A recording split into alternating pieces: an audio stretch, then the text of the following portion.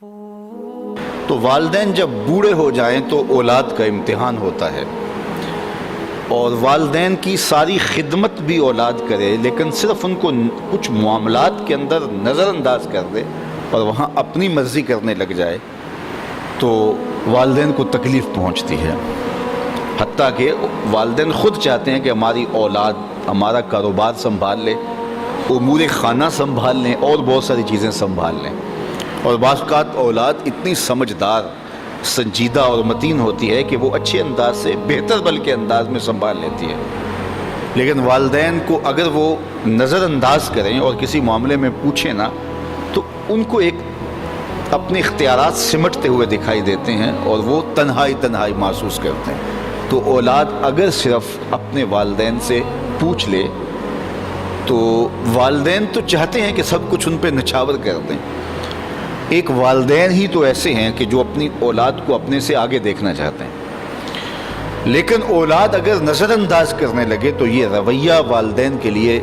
اذیت کا، تکلیف کا سبب ہوتا ہے۔ اور اگر اولاد اتنی سرکش ہو جائے کہ اپنے والدین کو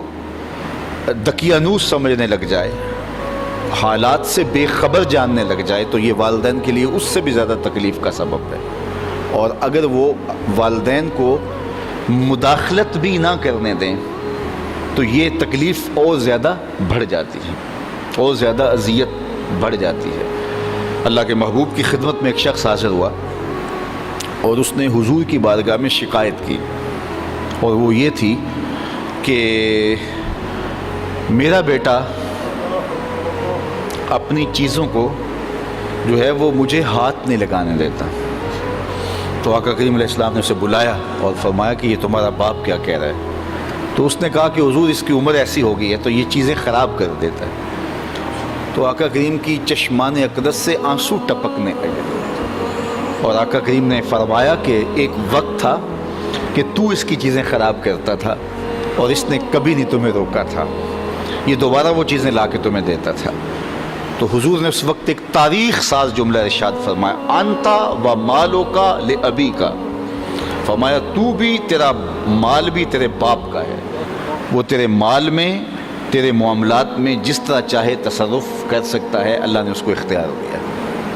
تو ماں باپ کی خدمت یہ سعادت مندی کا راستہ ہے، اور ماں باپ کو نظر انداز کر دینا، ماں باپ کی بے ادبی کرنا، ماں باپ کی توہین کرنا، ماں باپ کو دقیانوس سمجھ لینا، ماں باپ کو کمتر جاننا، ماں باپ کے لیے رویوں میں سختی پیدا کر دینا، بلکہ فرمایا قرآن مجید میں کہ اپنے بازوں کو سکیڑ لو۔ پرندہ جب اڑتا ہے اور اڑان بھرتا ہے تو بازو پھیلاتا ہے اور پھر وہ اڑان بھرتا ہے، اور جب اس نے دوبارہ زمین پہ آنا ہوتا ہے تو بازوؤں کو سمیٹتا چلا جاتا ہے۔ تو بازوؤں کو سمیٹتا ہے تو وہ زمین کی طرف اترتا ہے۔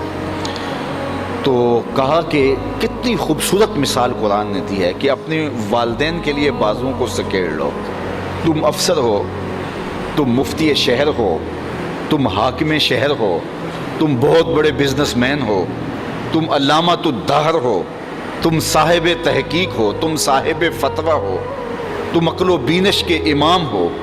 تم بہت بڑے دانشور ہو، تم بہت بڑے ذہین فتین شخص ہو، تمہاری عظمتوں کا زمانہ لوہا مانتا ہے، دنیا کی دانش گاہوں میں تجھ سے لوگ دنیا گزارنے کے گر سیکھتے ہیں، لیکن جب تم اڑان بھرو تو اس وقت تم مفتی رہو، اس وقت تم فقیہ شہر بنو، اس وقت تم جو ہے وہ بہت کامیاب بزنس مین بن کے پرواز کرو، اس وقت تم بہت بڑے مانے ہوئے پروفیسر کہلاؤ، تم اپنے فن کے ڈاکٹر اور ماہر کہلاؤ،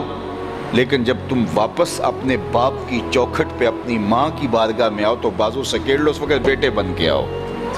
اس وقت تمہارے ساتھ جو مفتی کا ٹائٹل ہے، عالم کا ٹائٹل ہے، پروفیسر کا ٹائٹل ہے، ڈاکٹر کا ٹائٹل ہے، کامیاب بزنس مین کا ٹائٹل ہے، وزیر اور مشیر کا ٹائٹل ہے، وہ اتر جائیں بازو سکیڑ کے، تم ایک بیٹے بن کے ماں کی آغوش، ماں کی خدمت میں اور اس کے حضور اور باپ کے حضور بیٹھو، تو یہ ان کے لیے تسکین کا سبب ہے۔ اور اب جب دوبارہ اڑان بھرو گے تو اللہ تعالیٰ تمہیں اور زیادہ عزتوں سے نوازے گا۔ تو فرمایا کہ اپنے بازوؤں کو سکیڑ لو۔ اللہ اکبر، کتنی خوبصورت بات ارشاد فرمائی، اور فرمایا کہ ان کے سامنے ادب کا لحاظ رکھو، تلقین ادب کی، اف تک نہ کہو.